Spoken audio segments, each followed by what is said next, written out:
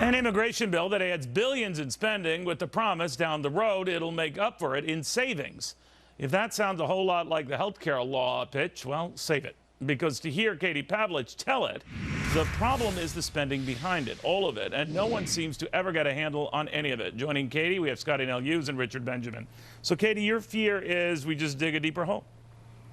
Absolutely. Anytime we see these things come out of Washington, D.C., especially when they're bills that are more than 1,000 pages long, we see the price tag being huge with the promise of spending cuts later and an economic return later. But the problem, especially with the Gang of Eight legislation that's getting voted on, or that got voted on in the Senate, is that it only reduces illegal immigration by 25%. So on top of costing us money now, they're not taking into account the costs of 75% of illegal immigration not being fixed and the cost to our local jurisdictions or local law enforcement and to our healthcare system. Scottie?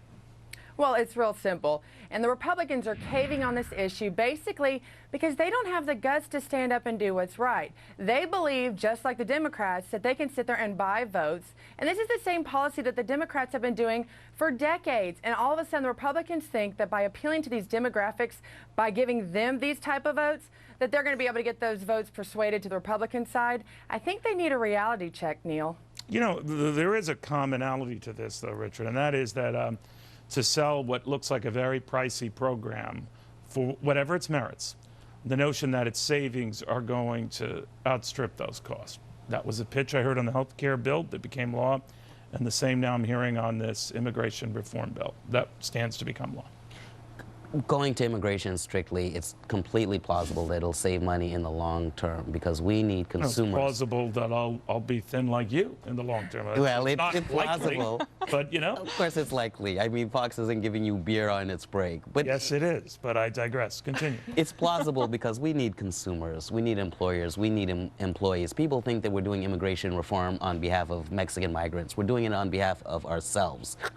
That we want these people who are already contributing to the economy to do so in a way that is above ground and legit. And so they're already paying taxes in terms of sales taxes, but what about payroll taxes? And what about all these other contributions that these people are factoring in, these people being Congress, in this bill? And so that's why I say that's where you get the savings from. And Katie, that is where a lot of them get the savings from. But I also remember the added experience of more coming into the healthcare system and paying into it was going to dwarf whatever added expenses we would have covering older codgers like me and those with pre-existing conditions. That has not turned out to be the case. Hope springs eternal, eventually it will, but it is not. And that's what makes me at least leery of committing to still more federal albatrosses. Well, and with the healthcare bill as well, which was also a very long, extensive, jam-packed bill full of goods, so is this immigration bill. And as we go along with these, quote, savings and the spending of this, we're going to find out that there's actually a lot of things in this bill, because not a lot of people have read it, they're going to cost us a lot of money. We found out that there's these pork projects that have put into this bill. I bet we're going to find out about a whole lot more. And so the precedent has been set that when Congress pushes through these large, enormous 1,000-plus page bills, there's always more in there that costs money than it saves. You know, Scottie, stepping back from this particular measure and any big measure is this propensity to want to keep spending. And it's not as if Republicans are loath to it, too. They want to see more defense spending and the like. But there is no appetite at all. I guess I'm partly happy to see at least no one's talking about tax hikes for the time being, give them time. But no one is really talking about getting spending under control. And it's like, hello. Well, yeah, no, it goes back to that whole reality check. We are about to approach $17 trillion in debt, and I don't think anybody in Congress actually realizes that number. And because in my household, when we start actually overspending and we have no money left in the account and we've run up credit cards, guess what? We cut things.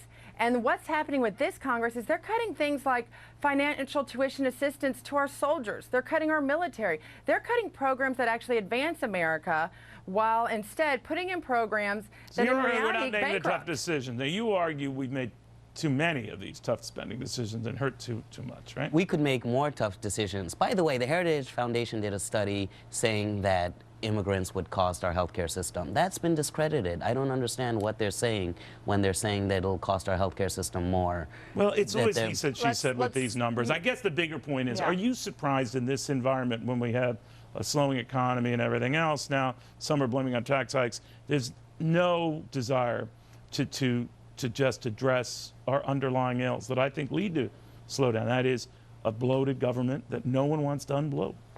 We have to do this wisely. There's certain We don't parts do it we at can. all. We have to do it wisely, though. That in wise, it's a word they should use in Washington. But we have to do the proper public spending cuts. By the way, sometimes one public job in the public sector brings one job in the private sector. So that if we do this the wisely, private sector we I can do tend to that. disagree on that fact. The private sector sitting- pays for that federal job. And you're sitting here and you're saying that the illegals don't have any sort of a mishap on our economy. Look at the education system. Look at the health care. The reason why Obamacare has come into action, mainly because we have ERs filled with people that don't actually pay for their ER visits. Well,